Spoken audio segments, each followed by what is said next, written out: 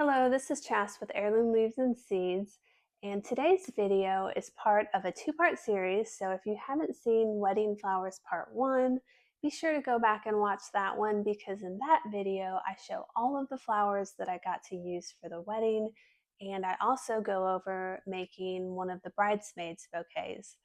And then in this video, I will show a really easy boutonniere that you can put together really quick. And then I go over some of the progression photos of me building the flowers and foliage for the arch that was outside. And then I will show you some of the finished pictures of the bridesmaids bouquets and the bride's bouquet, and then just a few other pictures. So let's get started and I will show you how I did the boutonnieres first. All right, I'm doing a very simple boutonniere, and it just basically consists of a piece of this pine and a piece of like arborvitae and then just some baby's breath. So I'm just putting these together, and then I'm going to wrap it up with some tape, some of this type of tape. And I'm just going to start at the top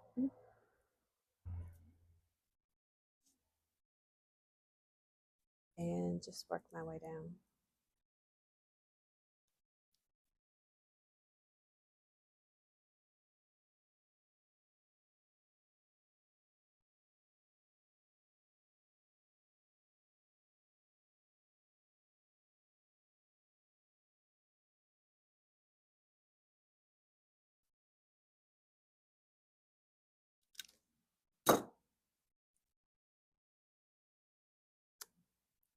I'm going to use just a little bit of tape for the bottom.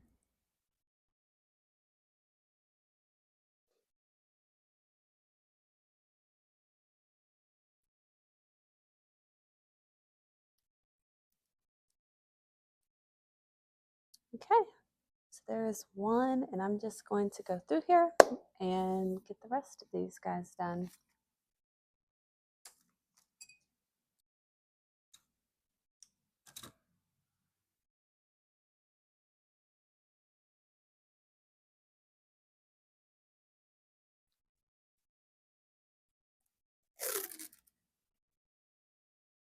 These are pretty easy to knock out, especially ones that are really simple like this.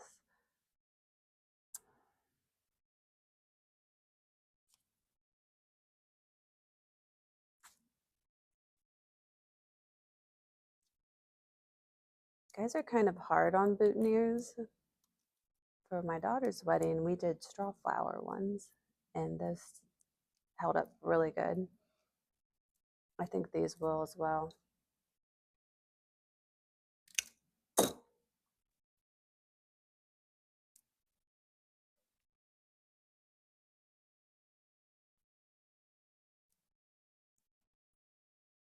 And then I will use some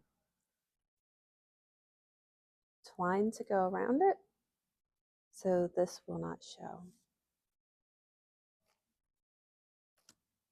I think that looks pretty good.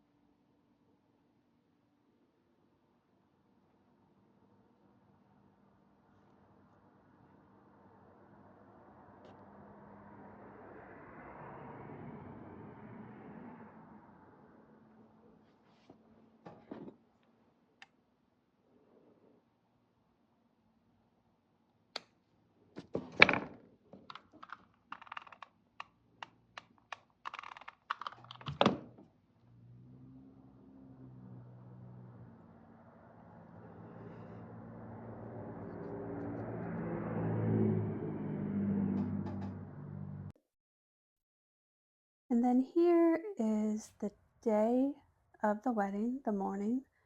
And what I'm going to do now is I am going to put the ribbon on all of the bouquets. And the ribbon is a very silk-like, it's very fragile, and I don't want to get any water on it. So that's why I blotted off the stems really good, because I didn't want to get watermarks on the ribbon. So here I'm just wrapping the ribbon around the green tape.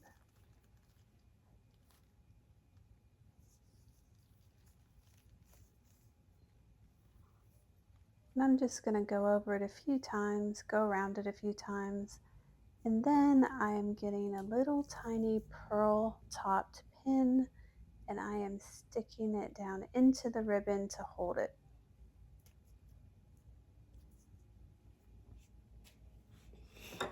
And then for all of you guys who have dealt with ribbon before, you'll know that it's very important to have scissors that are specifically for ribbon. That way it's nice and sharp. And then there I cut all of the ribbon for all of the bridesmaids bouquets so they'd be the same length. And there we're done. That's the bride's bouquet. And I made the ribbon for hers just a little bit longer. And then I drape it over the bucket so it won't fall in because there's a little water.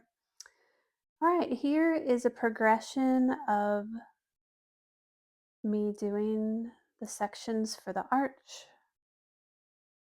And that's the final one, except for the roses. And then here I just stuck a few roses and carnations in. Here's my husband. We got the two corner ones put together. The sun was so bright we couldn't get a good picture. Then there's the right side of it. And then here we've got just various bouquets for the wedding. This is the toss away bouquet. And then here is the bride's bouquet. And then next we have some of the bridesmaids bouquets. And did you notice that the delphinium really was close to matching the bridesmaids' dresses? It worked out really nice.